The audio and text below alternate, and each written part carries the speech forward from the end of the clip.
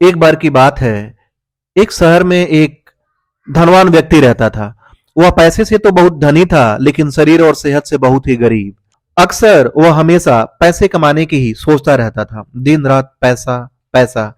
दिन रात वह मेहनत करता, लेकिन अपने शरीर के लिए उसके पास बिल्कुल ही समय नहीं था।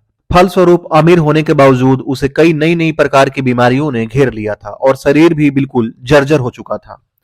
लेकिन वह इस सब पर ध्यान नहीं देता और हमेशा पैसा कमाने में ही लगा रहता था। एक दिन वह थका हारा शाम को घर लौटा और जाकर सीधा बिस्तर पर लेट गया। उसकी पत्नी ने खाना लगाया, लेकिन बहुत अधिक थके होने के कारण वह खाना खाने से इनकार कर दिया और भूखे पेट ही सो गया।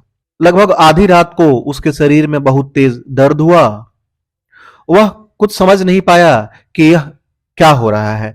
अचानक उसके सामने एक विचित्र सी आकृति खड़ी हो गई और बोली, हे मानव, मैं तुम्हारी आत्मा हूं और आज से मैं तुम्हारा शरीर छोड़कर जा रही हूं। वह व्यक्ति तो बहुत घबराया और बोला, आप मेरा शरीर क्यों छोड़कर जाना चाहती हैं? मैं इतनी मेहनत से इतना पैसा और वैभव, धन संपत्ति कमाया हूं। मैंने इतना आलीशान बंगला बनवाया है। यहाँ ये बताओ कि तुम्हें यहाँ रहने में क्या दिक्कत है? वह आत्मा बोली, हे मानव, सुनो, मेरा घर ये आलीशान बंगला नहीं, तुम्हारा शरीर है, जो कि बहुत अत्यंत दुर्बल हो गया है, जिसे अनेक बीमारियों ने घेर लिया है। यह तुम सोचो, अगर तुम्हें बंगले की बजाय किसी टूटी फूटी झोपड़ी में रहना पड़े तो तुम्हें कितना दुख होगा। क्या तुम उसमें रहोगे?